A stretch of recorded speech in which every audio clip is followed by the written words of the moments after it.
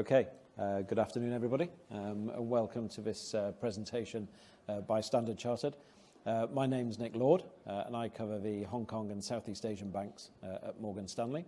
I'm very happy today to be joined by Andy Halford, the CFO of Standard Chartered, and we're going to run through some sort of chat for about 20 minutes or so, and then we'll open it up for Q&A.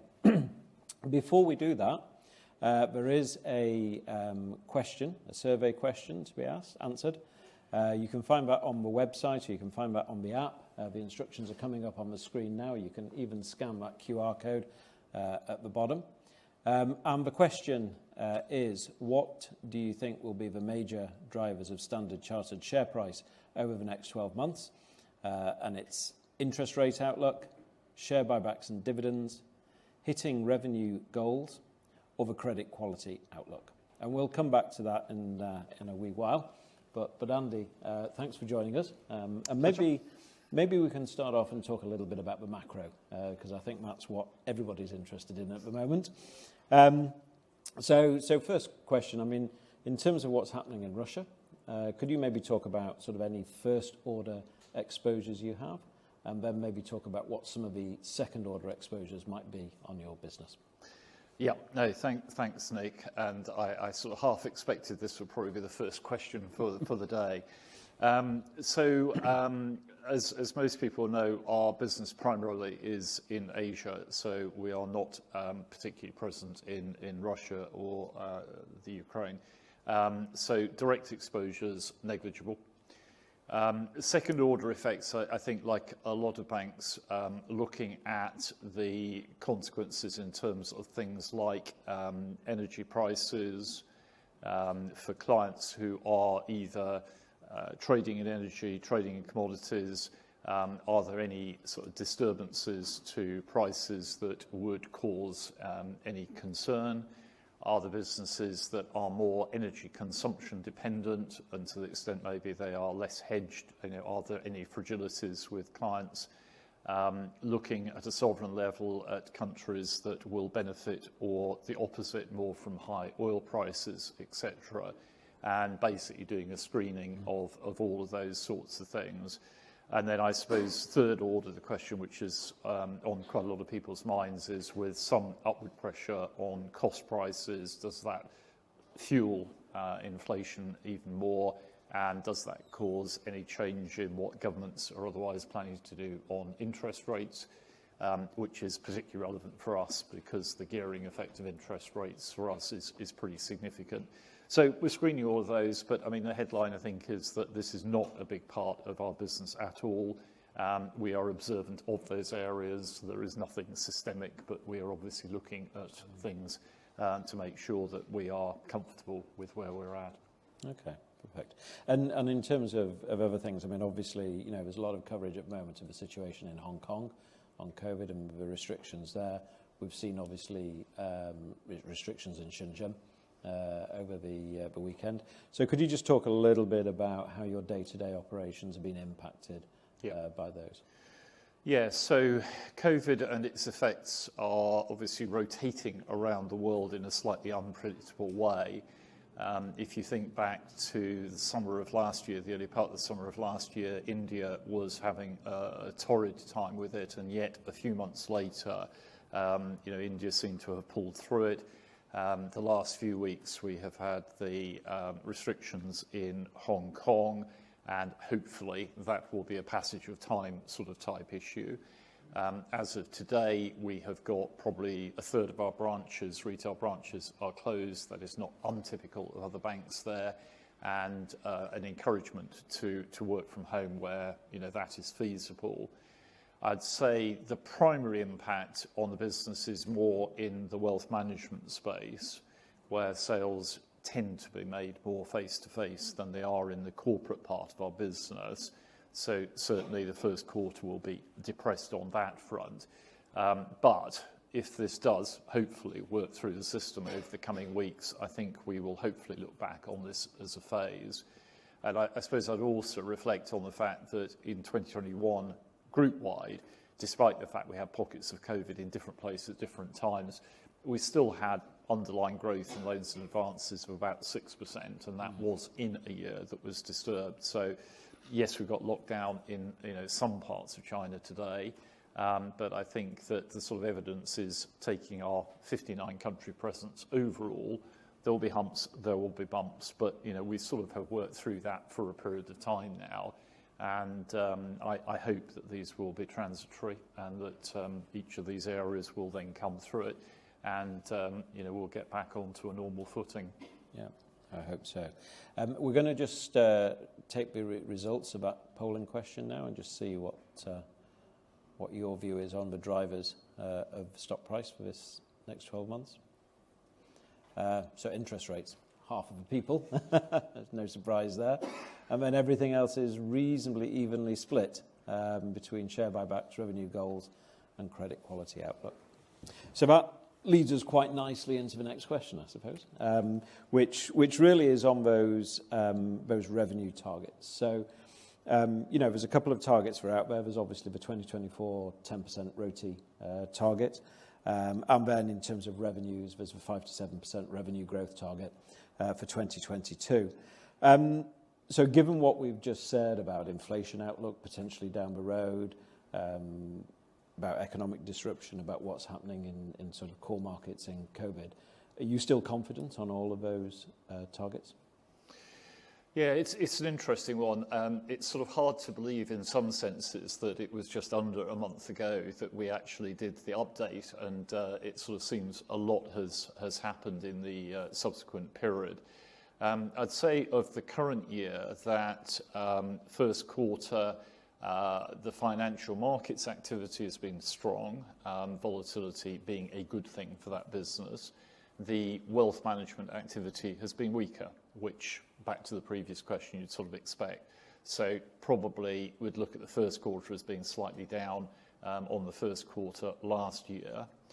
But that having been said, the near-term interest rate's a little bit higher, and therefore on a full-year basis, at this point in time, I wouldn't see any reason to change the 5 to 7% for the full year. So the rates will be supportive of that.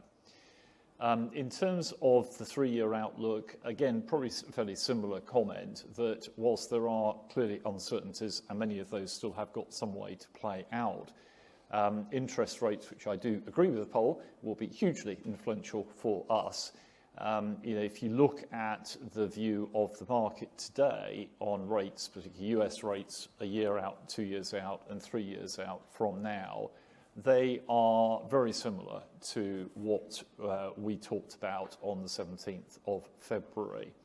And because those will have a significant impact upon our bottom line, we came down the interest rate curve about 2 percentage points between the start of COVID or before COVID and the low point of COVID. And the rate forecast is essentially to go back up the 2 percentage points over that period of time. Our view is that 2 percentage point drop was about $2 billion of income and profit. So if you think last year we printed an underlying profit of just a shade below $4 billion, if that 2 billion compression were not there, then it's a 6 number, or 50% higher. Our ROTE 6% last year, 50% would be 9%. So actually the rates impact will be pretty significant. So if the market view on rates as of today remains broadly where things end up, then I think that what we talked about a month ago in terms of the 10% in 2024 is absolutely something that is still very much within our sights and still what we are gunning for. Okay. Can we talk a little bit about China commercial real estate? Obviously we had the overlay of 95 million in 4Q. Total exposure, I think, is about 4 billion. Can you talk a little bit about the drivers of that overlay, why you put that in place? And also, should we be thinking of this as a mark-to-market or a sort of end state? What are the sort of drivers we'd look for that could either increase or decrease that? Yeah, so it's interesting when one steps back and looks at our China activity. over the last 3 or 4 years, the government has created some course corrections in very specific areas, of which the commercial real estate is the most recent. But actually, over probably a 5-year period now, notwithstanding occasional incursions, we have had our business there grow by 10% or very close to 10% each year for the last 5 years. So notwithstanding the fact there have been some slight course modifications, we have had steady growth there. And I think, you know, the key learning from that is to make sure that one's exposures are well spread, they're diversified, that one hasn't got all one's eggs in one basket. And with a very strong local management team, I think, you know, we have navigated that well. Now, the most recent is on the commercial real estate. And again, as we said at the time, sort of direct exposures not significant, but when a sector is going through some correction, there will obviously be some ripple effect. And what we did, as you say, at the end of last year was we took a sort of judgmental override and we put just under $100 million in a provision. And that was sort of in essence saying this is quite young, the models won't yet pick up all the data, but just as a precaution, let's make sure we have got coverage there. I think it will probably be another couple of quarters before that sector sort of settles back to the new norm. We're not seeing anything particularly new that is concerning us. The fact we've got that provision sitting on the books, you know, we hope should give us appropriate cover there. And then beyond that, we have said that we do believe there is strong growth opportunity in China. We've said that over the next 3 years, we'll invest $300 million more into the opportunities there. And that will be both on the corporate front and also on the consumer, the wealth management side. Okay, well, that leads us very nicely into the next question. And let's talk a little bit about how we get to about 10% ROTE in 2024. And one of the areas was growing China. And I think if I back out all the numbers, I get to about 11% growth in your China business to deliver that extra percent or so, which, you know, is not out of line with what I would expect in a China business. But I just wonder, can you talk a little bit about what the drivers of that growth are going to be? I mean, which bits of the business and the investment, the $300 million you're putting in, how is it going to drive that growth? Yeah, so if I sort of start off at the higher level, we've said over the 3-year period, you know, we think we can be getting high single-digit growth overall for the group. 3 percentage point of that we think can come from rates, and the 6% that is sort of the remainder will be a mixture of business as usual, the push on China 2%, and some of the digital businesses that we have got now going. On the China 2% specifically, we have, as I said earlier, had now 5 years of pretty consistent and pretty strong growth there. And if anything, we see actually the opportunity being bigger going forwards. Our China team have been constantly encouraging Bill and I to put our hands in the pockets and actually put more resource in there. And I think with justification, saying the track record has been very strong, it's been very consistent, and there is a lot of opportunity there. The corporate part of our business is very much focused upon helping clients with imports, exports, renminbi, etc. The government there are very keen, obviously, to get renminbi to play a bigger role in the global currency basket, and therefore we've sort of got the wind on our backs in that sense, and we think there is more opportunity in that space. On the consumer side, the proportion of the population that are coming into a level of wealth where getting some advice on it is needed is ever increasing. We are not going to be the advisor to everybody, but for those who actually do like an international flavour with a business that's been there a long period of time, there is a lot of demand. We're not the only bank to say that, I know, and hence just progressively putting more feet on the street and actually, hopefully, being able to advise more customers there. We'll put some investment in, partly systems-wise, partly product-wise, to enable that to happen. But whether it's 11%, whether it's 12% growth, I don't know over the next period of time, but we think we can double the profits over the 3-year period from our China and related offshore China activities. And that's another important thing. For every dollar of income we actually record in China, there is just over $1 that we record in other markets, so subsidiaries of Chinese headquartered businesses, etc. So when you put the two together, it is a reasonably significant part of our total business these days. No, absolutely, and I guess that renminbi space and the development of that will be something everybody's watching. I guess linked into that, I mean, obviously, we spoke about CCIB in the results presentation, and one of the drivers of that was the financial institutions business. So, you know, how much of the growth that you're expecting to get out of that business comes from that renminbi space? How much comes from the opening up of China's capital markets? And if it's not all from there, what else in the region is going to drive growth in that financial institutions business? So a month ago, we talked about the need to get the return, the income we're generating on our risk-weighted assets in our corporate business up. And Simon Cooper talked specifically to how the mix between corporates and financial institutions has been changing, but needs to continue to change. So our support for financial institutions is good, profitable business for us. And in terms of getting those higher returns, shifting the dial further in that direction. So we're about 40%, and we want to get nearer to 50%. That will come across a range of markets. It is going to clearly span a number of markets. It will not be China alone. But in China, back to the previous question, there clearly is an opportunity set in that space. So I think what we're aiming to do there is more an acceleration probably of a direction of travel that we've had for a while. It is a mix that is not dissimilar to what other banks would have, so we're not trying to hunt in a very different place. But it clearly will be a big part of the getting the returns up in the corporate business. We've said we're going to do that off flat RWAs, and that in turn will help the capital return potential for the bank overall. And I mean, obviously, I mean, you've just highlighted that, but one of the commitments, the things that stood out in the full year results was this aspiration to keep the CCIB RWAs flat. Yep. So can you just give us a little bit more colour on that, the trajectory of the 22 billion roll-off of suboptimal RWAs, and how you're going to achieve that and time frame? Yeah, so I think the RWA management will be a variety of things, as is often the case.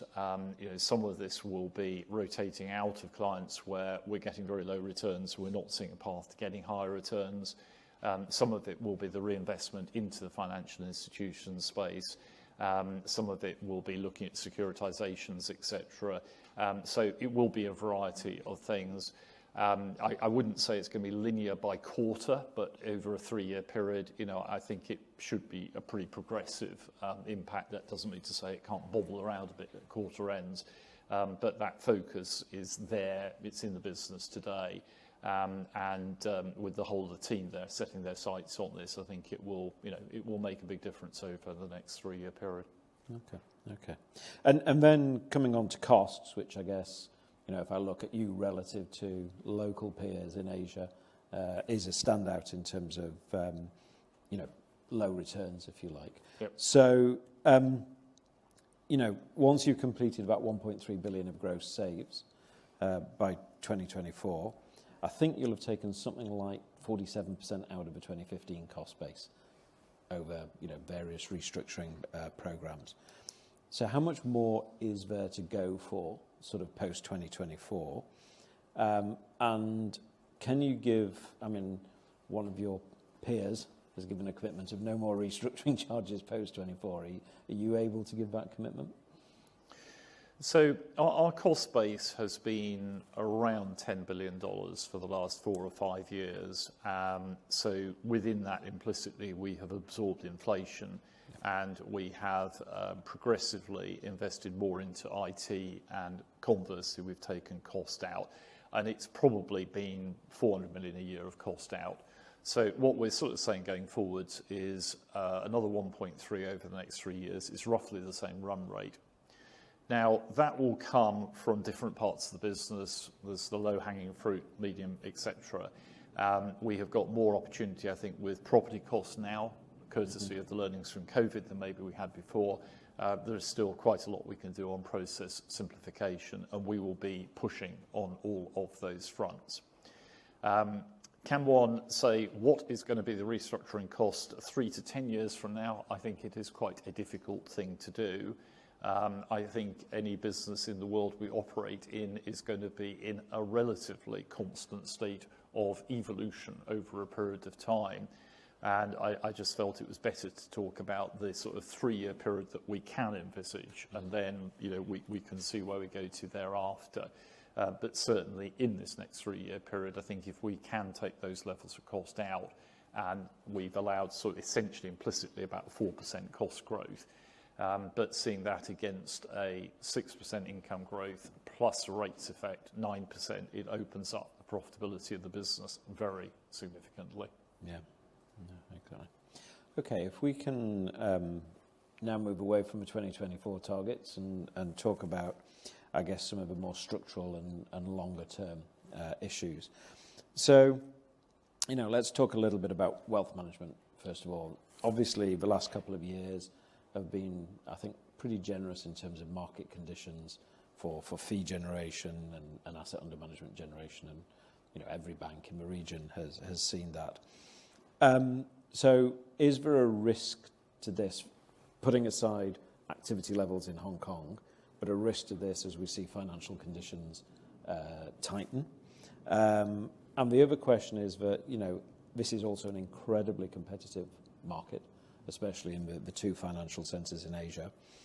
So what are you seeing in terms of margin compression in that business? And I guess that can come either from individual product compression or cost inflation on relationship managers.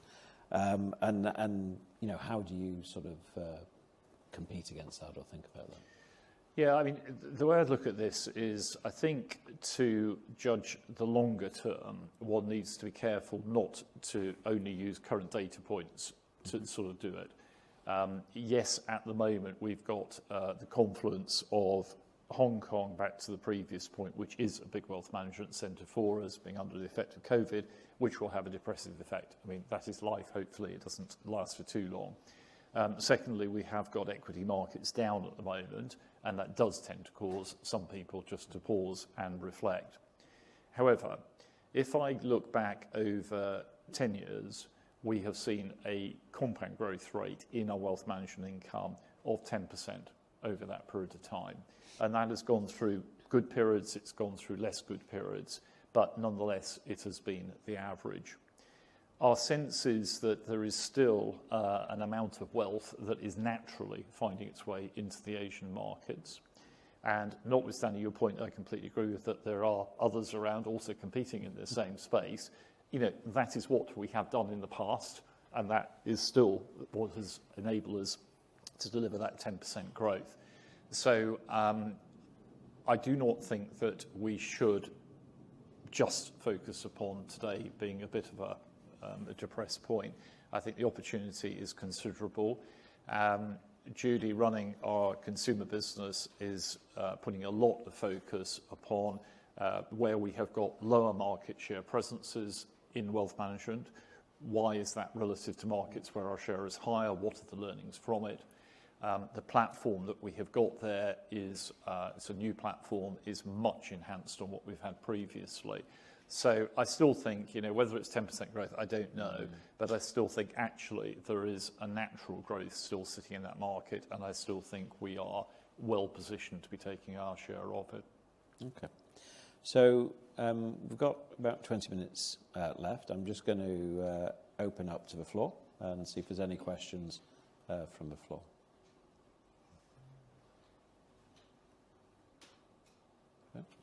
No, we'll let people think. There's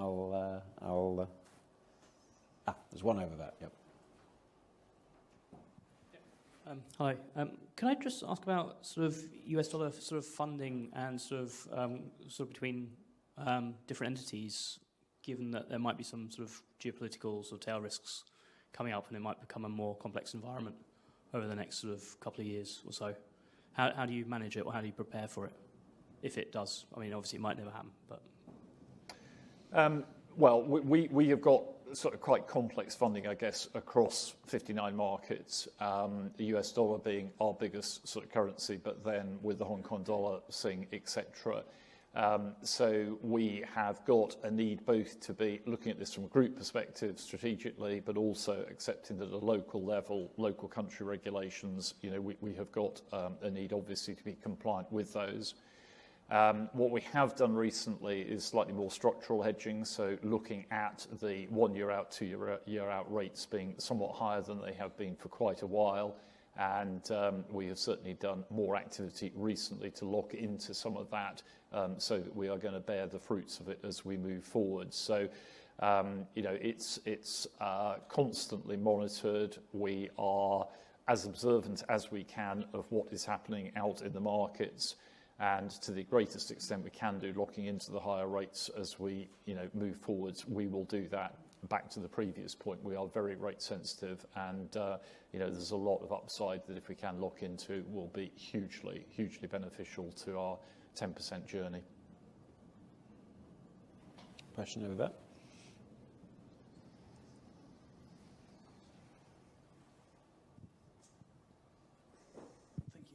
I don't know if you touched on this at the beginning, but I think you've got kind of roughly $17 billion worth of on and off balance sheet exposure to commodity traders. Any kind of commentary you can give us around kind of how you're seeing kind of that book kind of perform? Typically, kind of banks tend to kind of lose money on those positions when there's fraud involved, which doesn't appear to be the case now. But kind of anything you can give us in terms of colour would be helpful. Yeah, I mean, our commodity trading, energy trading business, actually over the last 5 years, we have reduced over the period of time. So it's probably proportionate book about 60% of where it was in 2015. And we've done that deliberately because, if there's one thing I think one learns having gone through COVID, going through this, is dispersion of activity, dispersion of risk, etc., is good. When one gets price spikes and disturbances in the market, obviously we have the risk teams that are crawling all over those. But I'd say at this point in time that the sort of behaviour pattern of most things we're involved with, are sort of behaving reasonably normally. Settlements are occurring, occasionally a little bit delayed over the last 3 or 4 weeks, but generally those are occurring. So it's something we're keeping a close eye on. I think the coming weeks we'll have to see how the whole Russia situation sort of finally settles down. But it is something that we're focused upon, but it's sort of in hand.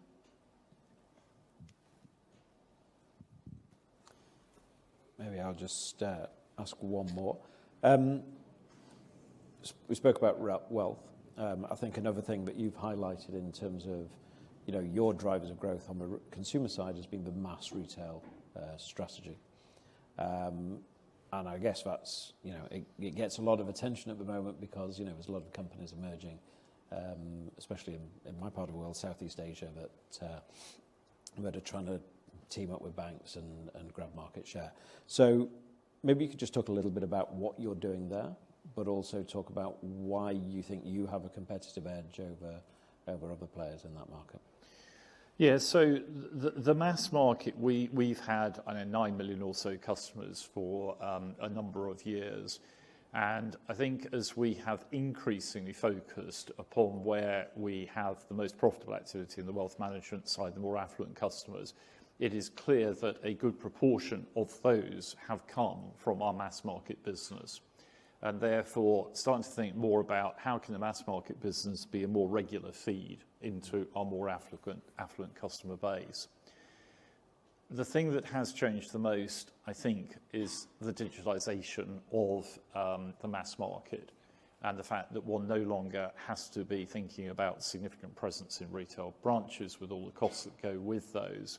And therefore, the push over the last few years has been progressively to say less branches. We've come down from 1,200 to 800, and we've said probably longer term 400 is where we need to be. But actually saying if we can use digital platforms to actually get more customers there, where the cost to acquire is low, where the cost to serve is low, if we can do that on a low-cost basis, but identify those who are the potential affluent customers of the future, then why would we not be doing that? And we have got 2 or 3 different platforms addressing this in slightly different ways. We've got a platform that's just about to be launched in Indonesia called Nexus, which essentially is something that can be bolted onto a non-financial services online business, but give their customers directly access into our systems. Again, a very digital, very low-cost route to market for us. So we'll selectively be pushing more in that space. I think we'll see us doing it more with partners, so partnering up with businesses where the customer type is more similar to our own. So this is not just a general foray into mass, but is more targeted. And over a period of time, if we can have a low-cost operation that's a good feeder into the affluent space, then that should be good for the market overall. And is the Standard Chartered brand the right way to attack that, or is it co-branding that's better? Yeah, so an interesting question. I think the Standard Chartered brand is very good in many respects. It's sort of associated with being trustworthy, etc. But it's probably a little bit ageist. Most of the consumer customers we've got will be, sort of 50 or above. And one of the things we have experimented deliberately with in Hong Kong recently is using a brand other than Standard Chartered. So we've used the Mox brand there with the new digital platform to really try to aim at a slightly different target audience. Can we be going for the 40-year-old or, the high 30s-year-old? And that is, so far, is proving very effective. That we've got quite a significant difference. And we are going to use things like that just to think about other markets where we, could go, should we go, can we do that with a natural extension of our existing brand? Does it need other brands to go there? But I think over a period of time, actually just extending the age range a bit actually gives us quite a significant opportunity. Yeah. Can we talk a little bit about sort of green finance and ESG commitments? I mean, you've got a commitment to 300 billion of green loans by 2030. Yep. So maybe you could talk a little bit about how the regulations are different or how the environment's different in your markets versus the European market, which is probably more forward in this. And what direction or how quickly do you think these markets are going to move in sort of the same sort of direction as Europe? Yeah, so we see the underlying opportunity in the markets in which we operate as being really pretty significant. Some of these markets have not had the benefit of some of the investment that some of the other countries in the world have done. And therefore, in some senses, there's almost a generational leap that one can make with the right funding to not just come up to date, but to get ahead of the curve. We are involved in markets where there is more dependence upon coal, etc. But by working with customers there who are committed to making change happen, we think there's an above-average opportunity. Now, it won't happen overnight because it is going to require quite a lot of funding, and the funding will obviously be available over periods of time. I think most governments are on the case on this whole topic area, possibly some countries earlier than others. I mean, we have committed to 2050 to get to net zero. About half the markets we're in don't necessarily have government commitments as early as that, but we've said we think that is the right thing to do. We have put out on a number of sectors targets for what we are trying to get to with our clients, and we will update that for some further sectors over a period of time.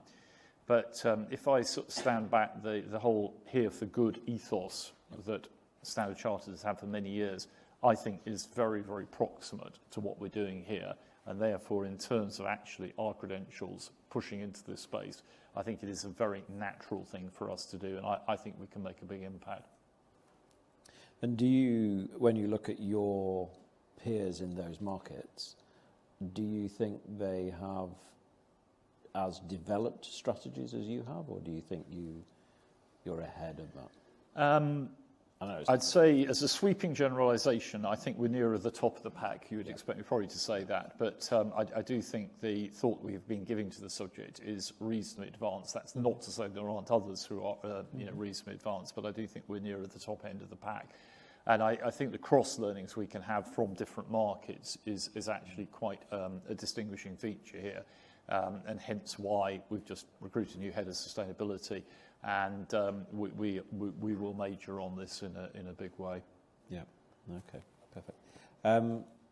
See if there's anybody any more questions from the audience. Can we talk a little bit about Bohai? Because that was another thing that came out in the Q4 results, and obviously the markdown in the value of Bohai. And the suggestion seemed to be that it was to do with recent results, and it could be written up, could be written down. So I'm just trying to understand what would be the factors that would change, that would lead now to that sort of VIU to change in either direction. Yeah, so what we have on our balance sheet is the classic way of reporting an associate. It essentially is the accumulation of the post-tax profits, our share of them, of the Bohai business. The accounting rules require us, not just us, but anybody, to do tests just to make sure that what that cumulative number is sort of supportable, and usually a discounted cash flow is the way to go about that.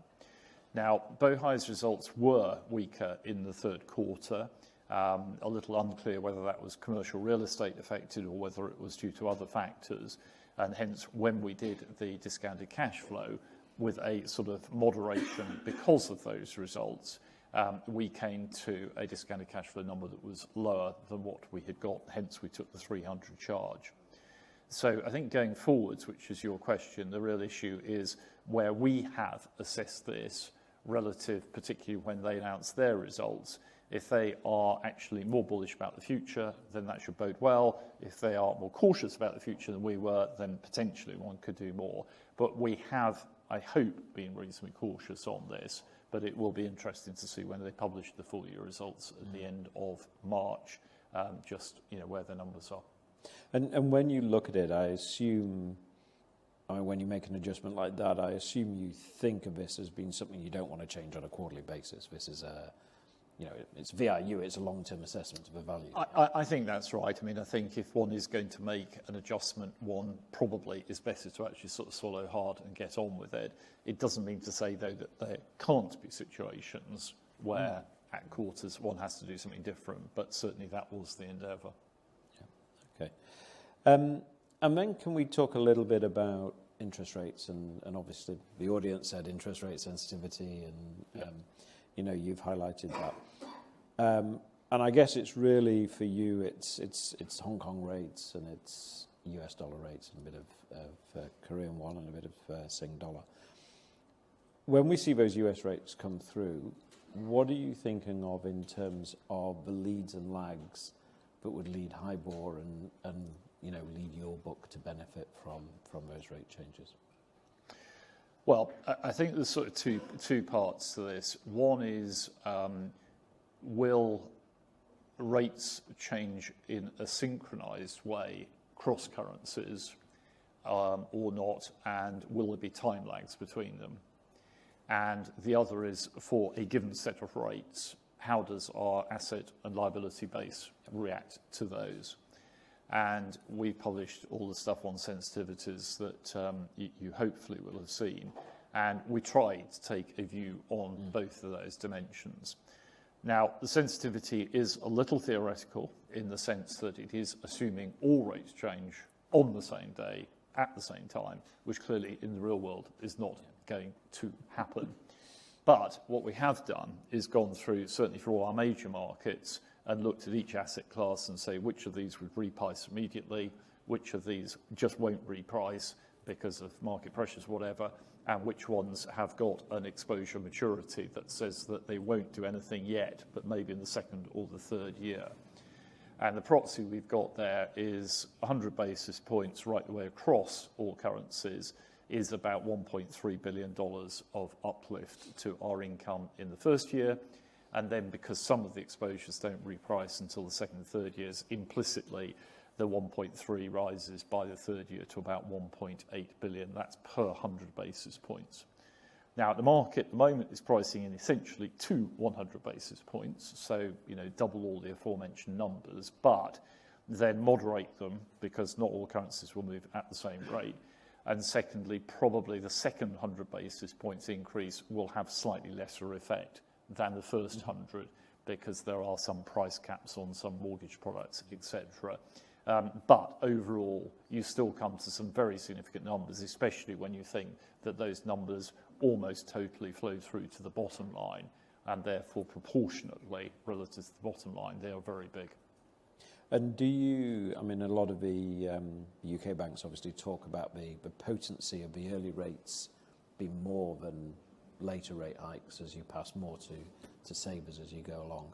Are you expecting to see the same in your market? So later rate hikes, you'll lose more on the savings side. Yeah, I mean, I think, as I just said, the first 100 is worth a little bit more than the second 100.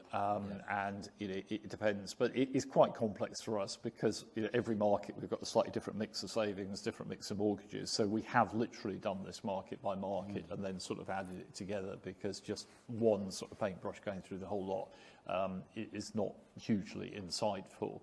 But, to my earlier points, we've come down the rates curve about 2 percentage points. Yep. The market's pricing to back up. We've evidently lost about $2 billion on the way down. We don't think it unreasonable to think that roughly that $2 billion is there to pick up on the way back up. Okay. Perfect. Andy, thank you very much for your time. Very interesting, very insightful. Thanks, everybody, for listening. Thank you.